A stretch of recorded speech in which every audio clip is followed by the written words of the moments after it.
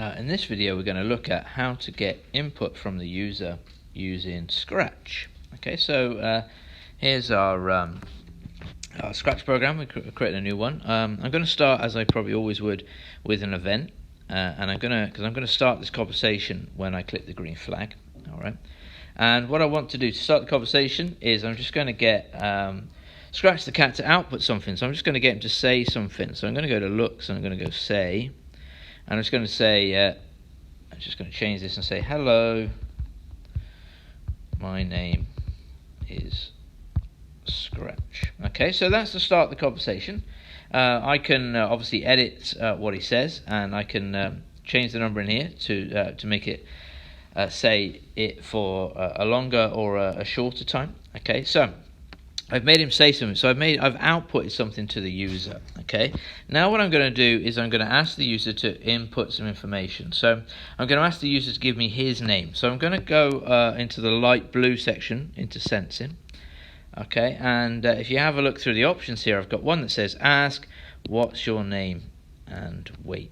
Okay, so that's what I'm going to do. So I'm going to just say ask. I'm going to ask what's your name, and then I'm going to wait. So I'm going to say hello, my name is Scratch first, and then I'm going to say what's your name. All right, so if we just click that now, we can see that that's what it does. Okay, and then at the bottom here, up comes a little box where I can type in my name. Okay, so the user will get a box where they can then input their information. Okay, so I've inputted the Mr. Molson. Okay, now we've talked in the presentation about what happens to that name, but it gets stored in answer. So if we have a look at here, we just ticked on answer, you can see that we can see the answer there. That's where I typed in Mr. Molson. Okay, so basically what I'm going to do is I'm going to take that answer and I'm going to include it in my program. Now that means to include it in my program, I'm going to need to output it. So I'm going to say again.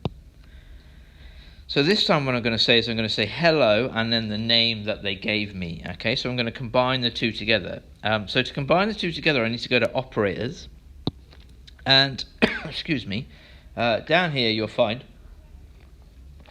that's better. Okay, down here you'll find it says join. Okay, and that's what I want to do. So I want to join some words together. Okay, so basically what I'm going to do is on this side I'm going to say hello.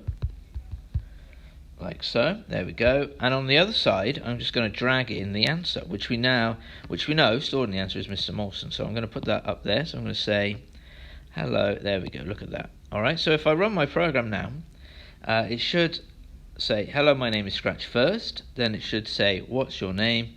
I will then type in my name, and then it should respond to me. So it should say hello, and then use my name. So let's see if it does that. Okay. So we click on the green flag. Hello, my name is Scratch. What's your name? So I'm going to type in Mr. Molson.